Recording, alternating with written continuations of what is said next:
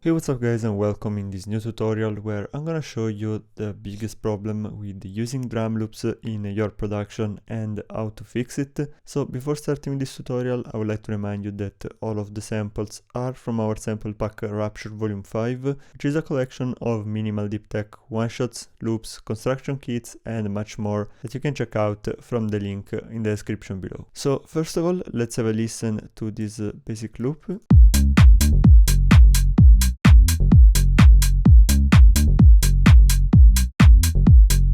Here we only have a kick, a clap, an open hi-hat and a bass line. And let's see what happens when we add a couple of drum loops to this main groove.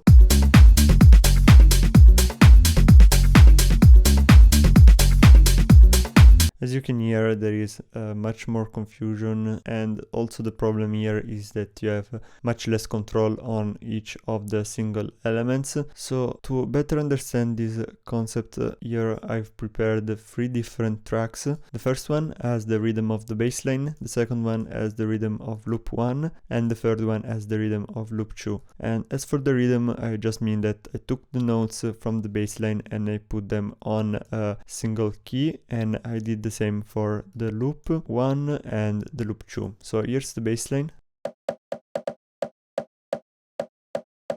Here's the loop 1.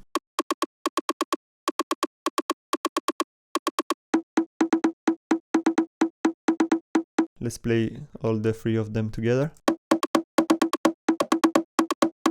You can really hear how it's much more messy and confusional, even if it's different from the loops itself, because here we have various elements in the loop, but the idea is that with the drum loops you don't have control over what is being played and when, and they usually conflict together and with the bassline as well. Once that we have established this, what we want to do is to take the bassline, copy the rhythm. Then here we have our drum rack with all of the percussions from Rapture 5. We're gonna put it here right below, let's say, the bass loop, and we're gonna paste the bass rhythm that we copied before here, like this.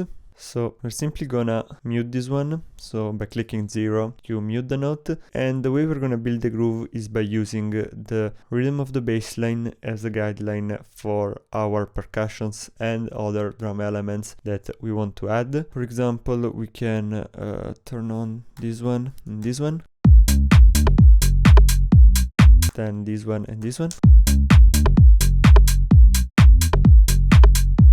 And then we can do like this, so it loops.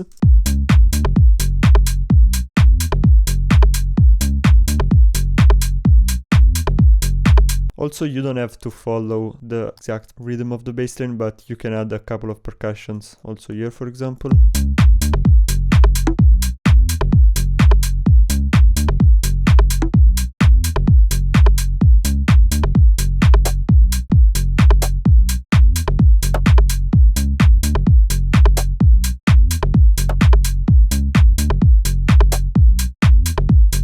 So like this is much better, and you can hear how it grooves very well together with the bass. So when you're writing your percussions here, you have a couple of different options. You can either write a single rhythm or loop on a single percussion like I did here, or you can use different percussions for different hits. So for example, we can put these notes all on different percussion, so we have something a bit more original.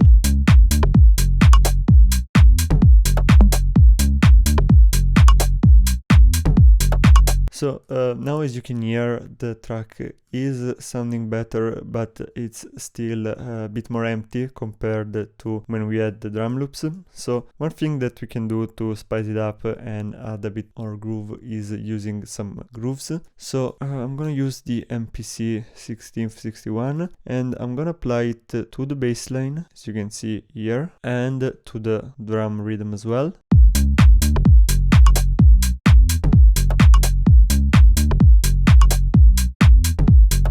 and as you can hear, we have much more movement. So the last thing I want to cover in this tutorial is how to actually use the drum loops. So here in this example we haven't used any drum loop, but this doesn't mean that you just have to use one shots in your tracks. So I'm gonna use the loop one to demonstrate what is the correct way to use drum loops in your production. So actually the first thing here is to apply the groove as well, like this, and let's play it without any modification.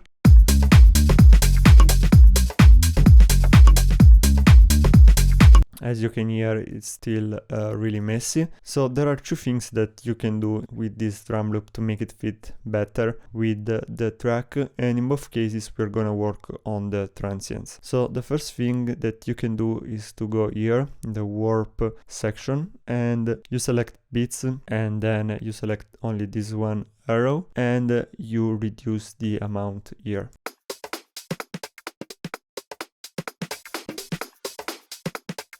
As you can hear, this will remove all of the tail from the sound, we leave only the transient. In this way it can blend better with the rest of the track.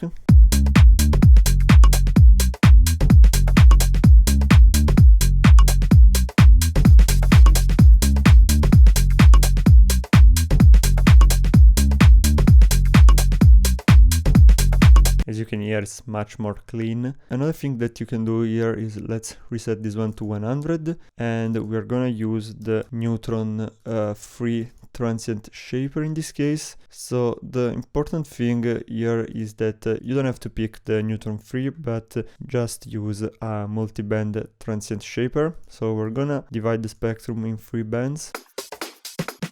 So we have the top and the mids, and here once again we're gonna adjust the attack and the sustain.